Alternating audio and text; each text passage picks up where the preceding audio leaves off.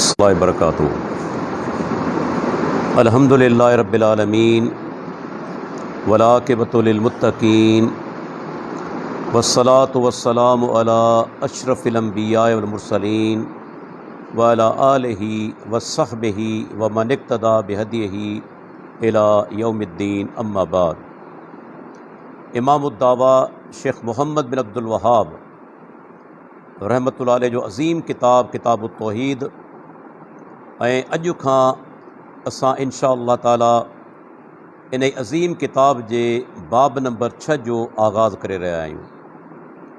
इन बाब जो उनवान आहे मिन शिर्क लुब्सुल हल्कते वल खैते व नहविहिमा लिरफ़िल बला औ दफ़ेही, जंहिंजो तर्जुमो आहे त मुसीबत या तकलीफ़ खे टारण जे लाइ या उनखे दूर करण जे लाइ छलो पाइणु, कड़ो पाइणु या धाॻो ॿधणु शिरक आहे। शेख मोहम्मद बिन अब्दुल वहाब रहमतुल्लाह अलैह हिन खां अॻु में जेके बाब आंदा 5 बाब जेके गुज़री चुका आहिनि, उन्हनि में सभ खां पहिरीं तौहीद जी फ़ज़ीलत बयानु कई। तौहीद छा आहे, उन जी फ़ज़ीलत छा आहे, उन जी अज़मत छा आहे ऐं उन जो नतीजो क़यामत ॾींहुं कहिड़ो निकिरंदो। शेख इहे सभई बाब आणे उन खां पोइ हिन बाब खां शुरूआत कई आहे शिरक जा जेके मुख़्तलिफ़ क़िस्म आहिनि उन्हनि खे बयानु करण जी। छो त अरबी जे अंदरि हिकिड़ो पहाको आहे व बिज़िद्दिहा ततबय्यनुल अशिया, त शयूं वाज़े थींदियूं आहिनि पंहिंजे ज़िद सां। जेका उबतड़ शइ हूंदी आहे उन सां शइ वाज़े थींदी आहे। तव्हां ॾिसो, ॾींहं जी अहमियत माण्हू खे तॾहिं महसूसु थींदी आहे जॾहिं राति अचे थी। अहिड़े नमूने सां पाणी जी अहमियत इंसान खे तॾहिं महसूसु थींदी आहे जॾहिं उञ लॻंदी आहे, ऐं इंसान खे तंदुरुस्ती जी अहमियत जो अहसासु तॾहिं थींदो आहे जॾहिं उनखे बीमारी लॻंदी आहे। त जेके शयूं ज़िद में आहिनि, उबतड़ आहिनि, उन्हनि जे करे माना जेका शइ हूंदी आहे सा वाज़े थी वेंदी आहे। हाणे शेख शिरक जो बयानु करे थो, इन मां फ़ाइदो छा थींदो, जो तौहीद जेका आहे उहा वाज़े थी वेंदी। छो त शिरक तौहीद जो उबतड़ आहे, उन जो ज़िद आहे। ऐं शेख जेके 2 लफ़्ज़ आंदा आहिनि, अरबी ज़बान इंतहाई अज़ीम ज़बान आहे, हर लफ़्ज़ जी ख़ासि माना आहे। हिकु लफ़्ज़ आहे रफ़उल बला ऐं ॿियो लफ़्ज़ आहे दफ़उल बला। रफ़उल बला जी माना आहे मुसीबत जो खॼी वञणु, ऐं दफ़उल बला जी माना आहे मुसीबत खे रोकणु। हाणे ॿिन्ही में फ़र्क़ु आहे।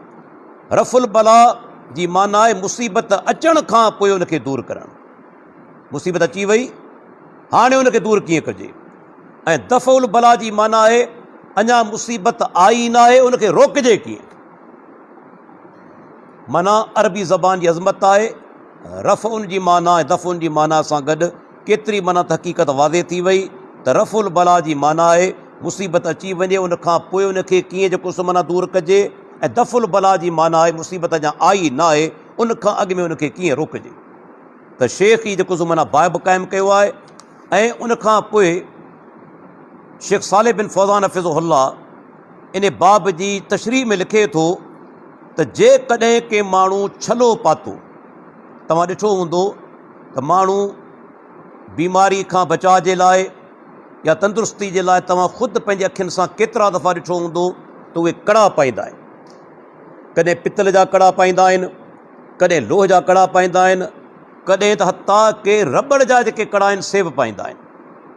अहिड़े नमूने सां धागा लटकाईंदा आहिनि, कॾहिं ॻिची में ॿधंदा आहिनि, कॾहिं ॾोरे में ॿधंदा आहिनि, कॾहिं इमाम ज़ामिन करे ॿधंदा आहिनि।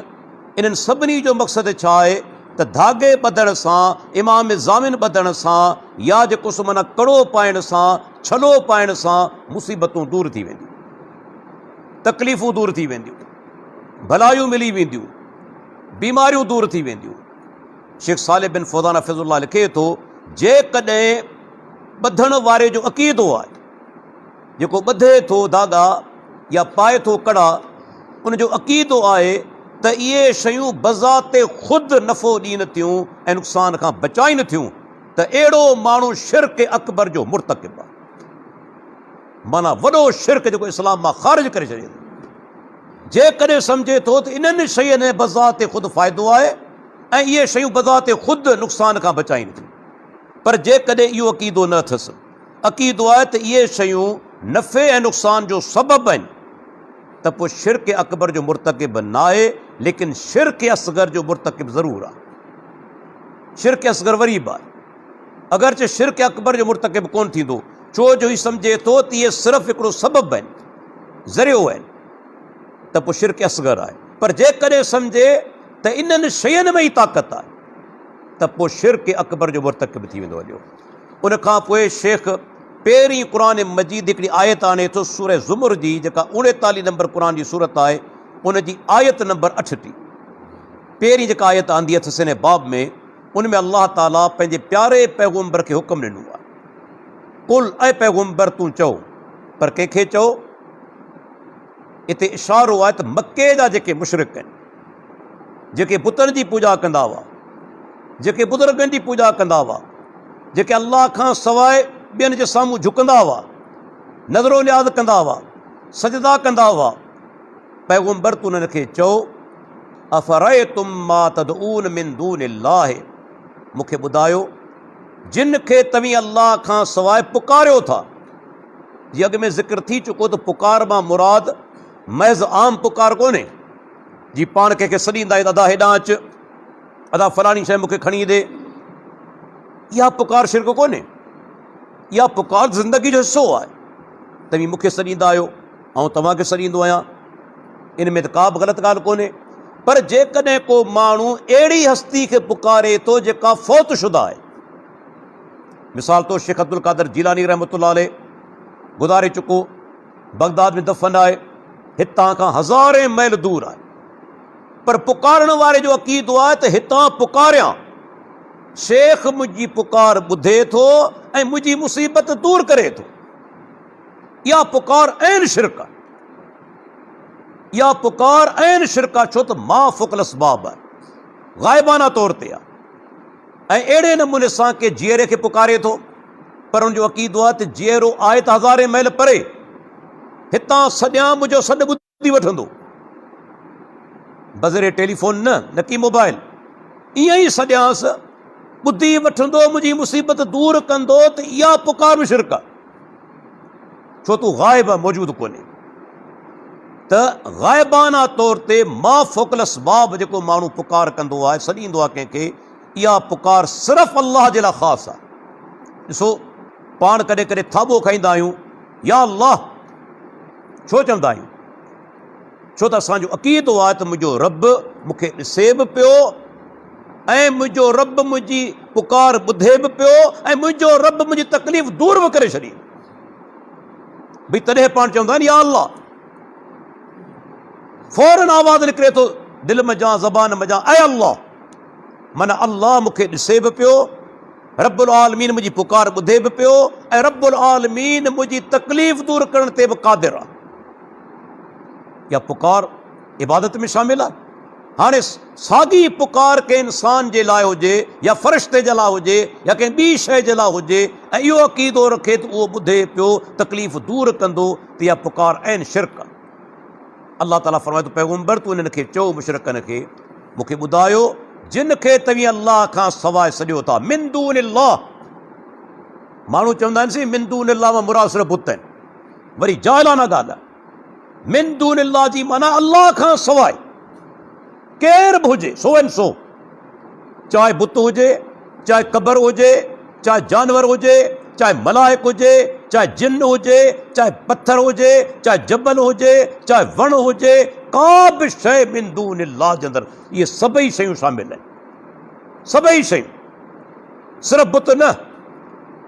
ऐं पैगम्बर तूं उन्हनि खे चओ, मूंखे ॿुधायो जिन खे तव्हीं अल्लाह खां सवाइ सॼो था, इन अरादनी अल्लाह बिज़ुर्रिन, जेकॾहिं अल्लाह मूंखे तकलीफ़ पहुचाइणु चाहे, मूंखे अल्लाह तकलीफ़ पहुचाइणु चाहे, छो त उनजे ई हथ में तकलीफ़ आहे उनजे हथ में नफ़ो आहे, नफ़ो बि उनजे हथ में आहे, नुक़सान बि उनजे हथ में आहे। जेकॾहिं मुंहिंजो रब मूंखे तकलीफ़ पहचान चाहे, हल हुन काशिफ़ातु ज़ुर्रिही, छा इहे बुत इन ई पैतल तकलीफ़ खे दूर कंदा? हाणे अल्लाह जे नबी ये आयतूं पढ़ियूं मुशरिकीन मक्का जे साम्हूं, उन्हनि जे साम्हूं इहे आयतूं तिलावत कयूं। के मुशरिक जवाब ॾिनो त हा, कंहिं चयो त मोहम्मद सल्लल्लाहु अलैहि वसल्लम हा असांजा बुत तकलीफ़ूं दूर कंदा, न बल्कि छा चवंदा हुआ, इहे असांजा बुत असांजा अल्लाह वटि सिफ़ारिशी आहिनि। हाउलाए शुफ़ाउना इंदल्लाह, कि पाण कुझु नथा करे सघनि पर अल्लाह वटि सिफ़ारिशी आहिनि। रब इन्हनि जी ॻाल्हि ॿुधे थो ऐं तकलीफ़ दूर करे थो, रब इन्हनि जी ॻाल्हि टारे कोन थो। अॼु आहिनि असांजा मुस्लमान ॿाहिरि बि अक़ीदो रखनि था, बाबा दरगाह ते वञूं था, क़बर वारो पुटु कोन थो ॾे, बीमारी दूर कोन थो करे, पर इहे असांजा सिफ़ारिशी आहिनि। अल्लाह इन्हनि खां सवाइ असांजी ॻाल्हि कोन थो ॿुधे। केॾी जहालत आहे, मुशरिक केॾो बेवकूफ़ आहे। शेख अब्दुल कादिर जीलानी रहमतुल्लाह अलैह, सैयदना अली रज़ी अल्लाह अन्हु, हितां खां हज़ारे मैल दूर दफ़न आहिनि, उहे बिना वसीले ॿुधनि पिया, ऐं जेको शारग खां ज़्यादा क़रीब आहे तंहिंखे वसीले जी ज़रूरत। जहालती हद ॾिसो, जेके हज़ारे मैल दूर दफ़न आहिनि उहे बिना वसीले जे ॿुधनि था। वनहनु अक़रबु इलैहि मिन हब्लिल वरीद, ऐं इंसान जी शारग खां वधीक क़रीब आहियां, उन रब खे वरी वसीलो खपे ॿुधण जे लाइ। केॾो मुशरिक बेवकूफ़ आहे, केॾो रब जे बारे में बदगुमान आहे। जेको रब एॾो इल्म जे लिहाज़ खां क़रीब आहे, उनखे कहिड़नि वास्तनि वसीलनि जी ज़रूरत आहे?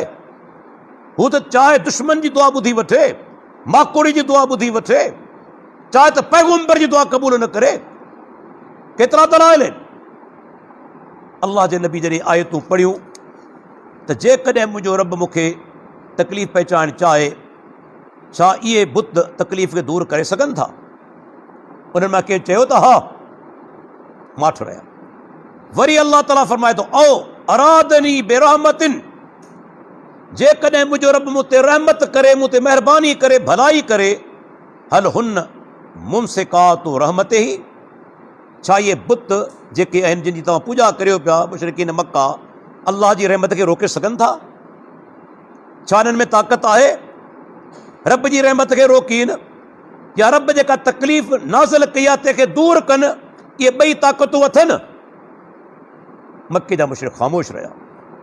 कंहिं इहो कोन चयो त मोहम्मद रसूलुल्लाह सल्लल्लाहु अलैहि वसल्लम हा तकलीफ़ दूर कनि था ऐं रहमत खे रोके सघनि था।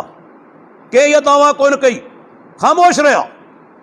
हाणे अल्लाह ताला छा थो फरमाए, कुल ऐं पैगंबर तूं चओ, अल्लाह अकबर। क़ुरान सॼो अज़ीम आहे, पर अल्लाह ताला कहिड़ो अज़ीम हुकम हिते ॾिनो आहे, कुल हस्बी अल्लाह। पैगंबर तूं चओ त मुंहिंजे लाइ मुंहिंजो अल्लाह ई काफ़ी आहे, मुंहिंजे लाइ मुंहिंजो अल्लाह ई काफ़ी आहे। ॿियनि जे दरवाज़नि ते ठोकरूं छो था खाओ, जेका अवां जहिड़ा पेनूं फ़क़ीर? हुन अल्लाह खे छॾे जेको अल गनी आहे। या अय्युहन्नास अंतुमुल फुक़राउ इलल्लाह वल्लाहु वल गनियुल हमीद। ऐं इंसानो तव्हीं सभु अल्लाह जे साम्हूं फ़क़ीर ऐं मोहताज आहियो, हिकिड़ो अल्लाह अल गनी आहे, बेपरवाह आहे। अल्लाह ताला फरमाए थो, पैगंबर तूं ऐलान कर त मुंहिंजे लाइ अकेलो अल्लाह काफ़ी आहे। ऐं इन ई सूरत जे अंदरि अल्लाह ताला थोरो अॻिते ॿ टे आयतूं अॻ में फरमाए थो, अलैहिस्सलाहु बिकाफ़िन अब्दहु। रब्बुल आलमीन सुवाल कयो, छा अल्लाह पंहिंजे बाने जे लाइ काफ़ी कोन्हे? रब तव्हां खां पुछे थो, छा अल्लाह पंहिंजे बाने जे लाइ काफ़ी कोन्हे? जेकॾहिं केरु चवे थो काफ़ी कोन्हे, तूं मुस्लमान ई कोन्हे। अल्लाह पंहिंजे बाने जे लाइ काफ़ी आहे, इन में को बि शक कोन्हे। हुन जेके दुनिया जो निज़ाम क़ाइमु कयो आहे, त रब्बुल आलमीन निज़ाम क़ाइमु करण वारो बि पाण आहे। असांखे रोज़ी जे लाइ महिनत करणी पवे थी, बीमारी जे लाइ दवाऊं खाइणियूं पवनि थियूं, ॿिया दुनिया जा केतिरा कम करणा पवनि था। इहे असांजे लाइ वसाइल रब्बुल आलमीन ई रखिया आहिनि।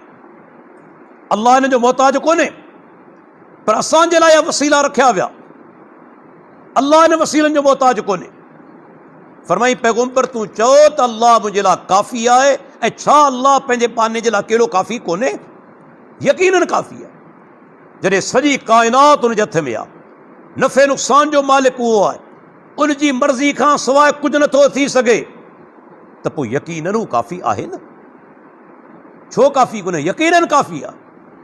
अॻिते फरमायाई अलैहि यतवक्कलुल मुतवक्किलून। हिते अरबी जो हिकिड़ो क़ाइदो ॿुधाईंदो हलां, अलैहि जार ऐं मजरूर आहे, ऐं जार ऐं मजरूर जॾहिं मुक़दम हूंदो आहे त हसर जी माना निकिरंदी आहे। ऐं सिंधी में सम्झायां थो, इन जी माना छा थींदी? माना थींदी त तवक्कुल करण वारा उन अल्लाह ते ई तवक्कुल कनि, ई सिर्फ़ कंहिं ॿिए ते न। हाणे जेकॾहिं लफ़्ज़ हीअं हुजनि हा, ऐं पढ़ी ॿुधायां थो, जेकॾहिं लफ़्ज़ हुजनि हा त यतवक्कलु अलैहिल मुतवक्किलून, त पोइ माना छा थी आहे? माना थी आहे तवक्कुल करण वारा अल्लाह ते तवक्कुल कनि। माना इहा थी आहे, तवक्कुल करण वारा, भरोसो करण वारा अल्लाह ते भरोसो कनि। ठीकु, सिर्फ़ु माना इहा थी आहे। पर जॾहिं अलैहि जो लफ़्ज़ पहिरीं आयो, हाणे माना छा थींदी? त तवक्कुल करण वारा सिर्फ़ ऐं सिर्फ़ु अल्लाह ते तवक्कुल कनि। ॾिसो अरबी ज़बान जी अज़मत, अलैहि जो लफ़्ज़ पहिरियों आयो, जार मजरूर मुक़दम थी वियो, हसर जी माना अची वई। माना के ॿिए ते तवक्कुल न कनि, सिर्फ़ ऐं सिर्फ़ु अल्लाह ते तवक्कुल कनि। तवक्कुल करण वारा, अल्लाहु अकबर। उन खां पोइ शेख जेका हदीस आंदी आहे, उहा हदीस आहे सैयदना इमरान बिन हुसैन रज़ी अल्लाह अन्हु, उनजो रावी आहे। चवे थो अनन नबी सल्लल्लाहु अलैहि वसल्लम रा रजुलन फी यदिही हलकतन मिन सुफरिन। अल्लाह जे प्यारे पैगंबर हिकिड़े माण्हू खे ॾिठो, माण्हू जो नालो कोन्हे, उन सां वास्तो बि कोन्हे, असल शइ मक़सद खे बयानु करणु। हिकिड़े माण्हू खे ॾिठो, उन जे हथ में कड़ो पातल हो, छलो पातल हो, मिन सुफरिन, पितल जो। फ़क़ाल मा हाज़िही, पाण सगोरन फरमायो इहो छाजे लाइ तो पातो आहे? छाजे लाइ पातो अथई? काल मिनल वाहिना, अल्लाह जा रसूल मूंखे वाहिना जी बीमारी आहे, जंहिंमें ॿांह इंसान जी कमज़ोर थी वेंदी आहे। अॼु बि तव्हां ॾिठो हूंदो त केतिरा मुस्लमान कड़ा पाईंदा आहिनि, केतिरा। असां डॉक्टर असां किन सां ॾिठा आहिनि, मरीज़ ईंदा हुआ, ॿांह में कड़ा पाता पिया आहिनि, टंगुनि में कड़ा पाता पिया आहिनि, सी टंग मुंहिंजी कमज़ोर आहे, ॿांह मुंहिंजी कमज़ोर आहे। अॼु ताईं उहो शिरक हलियो अचे, सदियूं गुज़री वियूं, पर ॾिसो शिरक हलियो अचे। मुशरिक साॻिए तरीक़े ते अमल कंदा अचनि। उन ज़माने जे अंदरि उनखे पितल जो कड़ो पातल हो। अल्लाह जे नबी फरमाए छो पातो अथई? कि मूंखे वाइना जी बीमारी आहे, ॿांह जेका मुंहिंजी कमज़ोर थी वई आहे। फ़क़ाल इनज़ेहा, इनज़ेहा, इनखे परते कर, उछलाईंसि, फिटो करींसि। फ़इन्हा ला तज़ीदुक इल्ला वहना, इहो छलो तुंहिंजी कमज़ोरी वधाईंदो, कमज़ोरी घटाईंदो कोन। ऐं तव्हां ख़बर आहे, जेके धागा ॿधनि था, तावीज़ ॿधनि था, इमाम ज़ामिन ॿधनि था, कड़ा पाइनि था, छला पाइनि था, गाॾी में जुतियूं टंगीनि था, या कारा कपिड़ा ॿधनि था, या नाल लॻाइनि था घोड़े जा, इन जो ईमान इंतिहाई कमज़ोर हूंदो आहे। छो त अल्लाह ते तवकुल त रहियो कोन न, शयुनि ते हिननि जो तवकुल थी वियो। हाणे घोड़े जो नाल हिनखे फ़ाइदो ॾींदो, हिनखे धागो मुसीबत खां बचाईंदो, कड़ो हिनखे बीमारी खां शिफ़ा ॾींदो। माना अहिड़ा माण्हू नफ़्सियाती तौर ते भाड़िया हूंदा आहिनि, इंतिहा दर्जे जा कमज़ोर। धागो टुटो निभागो सम्झंदो ऐं मरी वियुसि। धागो टुटो माना किरी पवंदो। नफ़्सियाती मरीज़ सॼी ज़िंदगी रहंदा आहिनि, धागनि जा इन्हनि जे ॻिची में अध अध पाउ जा धागा ॿधा पिया हूंदा आहिनि, तावीज़ ॿधल हूंदा आहिनि, ऐं ठीकु थींदा ई कोन्हे। अल्लाह जे नबी छा फरमायो? इहो माना कड़ो तुंहिंजी कमज़ोरी खे वधाईंदो। अॻिते छा था फरमाइनि? फ़इन्नक लौ मुत वही अलैक, जेकॾहिं तूं मरी वएं ऐं इन ई हाल में मोए जो इहो कड़ो तोखे पातल रहियो, कड़ो तुंहिंजे जिस्म ते मौजूदु रहियो, मा अफ़लहत अबदा, तूं कॾहिं कामयाबु कोन थी। रवाहु अहमद बिसनदिन ला बास बिही, इमाम अहमद हिन हदीस खे आंदो, पर शेख चवे थो त हिन हदीस जी सनद में को बि नक़्स कोन्हे, को बि हर्ज कोन्हे। लेकिन छा आहे त अमानतदारी जी तक़ाज़ा इहा आहे त इन ई हदीस जे अंदरि ॿ इलतूं आहिनि जंहिंजे करे हदीस ज़ईफ़ आहे। शेख मोहम्मद बिन अब्दुल वहाब पंहिंजे किताब में आंदी त आहे, पर ॿ इल्लतूं अहिड़ियूं आहिनि जिन जे करे इहा हदीस ज़ईफ़ आहे, इन मां दलील कोन वठिबो। पहिरीं इल्लत कहिड़ी, इन जे अंदरि जेको रावी आहे मुबारक बिन फज़ाल आहे, उहो मुदल्लिस आहे। मुदल्लिस रावी जी माना छा आहे? असल तदलीस जी माना आहे ऐब लिकाइणु। अरबी ज़बान में तदलीस जी माना छा आहे? ऐब लिकाइणु। जॾहिं को माण्हू शइ पंहिंजी विकिणे ऐं को ख़रीदार वठे, ख़रीदार खे ऐब न ॿुधाए, ख़रीदार खे ऐब न ॿुधाए, लिकाए छॾे, इनखे चइबो आहे तदलीस। मुदल्लिस छा कंदो आहे? हदीस जी सनद में हिकिड़ो ऐब हूंदो आहे, उनखे लिकाए छॾींदो आहे। तंहिंजे करे मुहद्दिसीन जो शर्त आहे त मुदल्लिस रावी जेसि ताईं पंहिंजे उस्ताद खां समाजी तसरीह न करे, समाजी माना चवे त मूं ॿुधो समे थो, हदसना ऐं अख़बरना, मुंहिंजो उस्ताद मूंखे हदीस बयानु कई, मुंहिंजे उस्ताद मूंखे हदीस ॿुधाई, या हदीस मुंहिंजे उस्ताद खां ॿुधमि, माना ॿुधण जी तसरीह करे त पोइ रिवायत उनजी सही थींदी। पर जेकॾहिं अन सां रिवायत करे थो, ॿुधण जी सराहत नथो करे, समाजी सराहत नथो करे, त पोइ उहा रिवायत ज़ईफ़ थी वेंदी। हाणे मुबारक बिन फज़ाल जेको रावी आहे, इनखे इमाम अहमद चवे थो मुदल्लिस आहे, यहया बिन सईद अल कत्तान चवे थो मुदल्लिस आहे, इमाम अबू ज़ुरा चवे थो राज़ी त इहो मुदल्लिस आहे, हाफ़िज़ बिन हजर चवे थो मुदल्लिस आहे। हिते रिवायत करे पियो अन सां, समाजी किसे तसरीह उन कोन कई आहे, माना पहिरीं इल्लत अची वई ऐं हदीस ज़ईफ़ आहे। ॿी इल्लत कहिड़ी? त इन जो रावी आहे अॻिते इमाम हसन बसरी रहमतुल्लाह अलैह। इमाम हसन बसरी रहमतुल्लाह अलैह रिवायत करे पियो इमरान बिन हुसैन रज़ी अल्लाह अन्हु खां। हसन बसरी ताबई आहे, इमरान बिन हुसैन साहबी आहे, पर हसन बसरी इमरान बिन हुसैन खां हदीस ॿुधी न आहे, हदीस कॾहिं कोन ॿुधी अथसि। हाणे माना हिनखे छा चइबो? हदीस मुनक़ता थी वई, इनक़ता अची वियो। जॾहिं हिकिड़ी शइ ॿुधी न आहे त बयानु कीअं पई थिए? त माना रिवायत ज़ईफ़ थी वई, रिवायत मुनक़ते आहे। तंहिंजे करे ॿिया काफ़ी मुहद्दिसीन आहिनि, जीअं इमाम अली बिन मदीनी आहे, इमाम अबू हातिम आहे, यहया बिन मईन आहे, इहे चवनि था त इमाम हसन बसरी इमरान बिन हुसैन खां हदीस नाहे ॿुधी, माना इनक़ताब अची वियो, तदरीस अची वई। तंहिंजे करे इहा रिवायत ज़ईफ़ आहे। पर असां वटि सही रिवायतूं ॿियूं बि मौजूदु आहिनि। ॿ रिवायतूं ॿियूं तव्हांजे साम्हूं पेश करियां थो। हिकिड़ी मशहूरु रिवायत आहे जेका बार बार असीं पेश कंदा आहियूं। सैयदना अब्दुल्ला बिन मसूद पंहिंजी घरवारी ज़ैनब जी गिची में धाॻो ॾिठो। धाॻो ॾिठो न, छो ॿधाई? अखि में सूर हो, तंहिंजे करे पंहिंजी गिची में ॿधे थी। अब्दुल्ला बिन मसूद उहो धाॻो पटे परते उछलायो ऐं छा चयाईं? इन आल अब्दुल्लाह लअग़नियाउ अन शिर्क। मुस्नद अहमद 3615 नंबर हदीस। छा थो चवे सैयदना अब्दुल्ला बिन मसूद त ऐं अब्दुल्ला जी ज़ाल, अब्दुल्ला जा घर वारा, तव्हांखे शिरक जी ज़रूरत कोन्हे, शिरक खां तव्हीं बेनियाज़ आहियो। माना धागे खे शिरक चयाई न। अब्दुल्ला बिन मसूद धागे खे शिरक चयो। हिकिड़ी इहा हदीस वादे मौजूदु आहे। ॿी हदीस इमाम मशहूर हनफ़ी आलिम ऐं मुहद्दिस इमाम तहावी आंदी आहे शरो मानिल आसार जे अंदरि, जिल्द नंबर 4 सफ़ो नंबर 325 ऐं जिल्द नंबर 4। हदीस आहे त रसूलुल्लाह सल्लल्लाहु अलैहि वसल्लम वटि सहाबी चवे थो असीं 12 ॼणा हली आयासीं, 12 ॼणा आयासीं अल्लाह जे नबी वटि मुस्लमान थियण जे लाइ। असां अल्लाह जे रसूल जे हथ ते बैत कई, पर प्यारे पैगम्बर 11 खां बैत वरिती, हिकिड़े खे छॾे ॾिना। अल्लाह जे रसूल 11 माण्हुनि खां बैत वरिती, पाण सगुरनि हिकिड़े खे छॾे ॾिनो।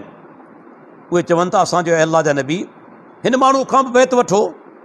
पाण सगुरनि फरमायो, आऊं हिन माण्हू खां हरगिज़ बैत न वठंदुसि जेसि ताईं जेका शइ संदसि जिस्म ते आहे उनखे फिटो नथो करे, उनखे लाहे नथो, तेसि ताईं आऊं हिन माण्हू खां बैत न वठंदुसि। हीअ हदीस हसन सनद जी आहे शरो मानिल आसार जे अंदरि। ऐं पोइ पाण फरमाइनि था, इन्नहु मन कान मिन्ना मिस्लुल्लज़ी अलैहि कान मुशरिकन मा कानत अलैहि। पाण फरमाइनि था, अहिड़ी बेशक असां मां जंहिं माण्हू जे जिस्म ते अहिड़ी शइ हूंदी उहो मुशरिक रहंदो जेसि ताईं उहा शइ मथसि आहे उनखे लाहे नथो। वरी तव्हांखे लफ़्ज़ पढ़ी थो ॿुधायां, बेशक असां मां जंहिं माण्हू जे जिस्म ते अहिड़ी शइ हूंदी, अहिड़ी शइ बदल हूंदी, उहो मुशरिक रहंदो जेसि ताईं उहा शइ मथसि आहे उनखे लाहे नथो। हाणे साहबा जेके आया हुआ मुस्लमान थिया, उहे चवनि था असां माण्हू खे ॾिठो त अल्लाह जे नबी हिन खां बैत छो न वरिती आहे। ॾिसूं त हुनजी जेका बाहि आहे, ॾोरो जेके चइबो आहे, ॾोरो चइबो आहे हीउ ठूंठ ऐं माना कुले जे विच वारो हिसो गोश्त, उन ॾोरे ते असां ॾिठो त वण जो छोॾो बदलो। छा बदलो? वण जो छोॾो बदल हो। अल्लाह जे नबी बैत कोन वरिती, बल्कि पाण फरमाइनि था कान मुशरिकन मां कानत अलैह, जेसि ताईं इहा शइ हिनखे पातल आहे, ॿधल आहे, इहो मुशरिक आहे। शरह मानिल आसार जिल्द 4 325 नंबर सफ़ो ऐं सही हदीस आहे। इन वजह दलील मिलियो, चाहे धागो हुजे, चाहे छोॾो हुजे, चाहे को माना कड़ो हुजे, का बि शइ इन नीअ सां ॿधे थो त हीअ मूंखे नुक़सान खां बचाईंदी ऐं नफ़ो पहुचाईंदी, इहो अमल ऐन शिरक आहे। मोमिन जो कामिल भरोसो अल्लाह जी ज़ात ते हूंदो। हा, दवा कराइणु सुन्नत आहे, अल्लाह जे नबी जो फरमान आहे दवाऊं खाओ, इस्तेमालु करियो, बशर्ते कि हलाल दवा हुजे, उनखे वापराइण जो हुकुम आहे। लेकिन इन्हनि शयुनि खे तंदुरुस्ती जे लाइ ॿधणु ऐं शिरक आहे। बल्कि मूंखे ॿुधायो, ख़ुदि कॾहिं वेही गौर करे वॾा वॾा पीर जेके तव्हांखे धागा पढ़ी ॾींदा था, जेके तव्हांखे पाणी पढ़ी ॾींदा था, जेके तव्हांखे तावीज़ करे ॾियनि था, जॾहिं इन्हनि खे हार्ट अटैक थींदो आहे पोइ अस्पताल में दाख़िल छो था थियनि? पोइ छो था वञनि अस्पताल में? इन्हनि खे जेकॾहिं गुर्दे जी पथरी थी ऑपरेशन छो था कराइनि?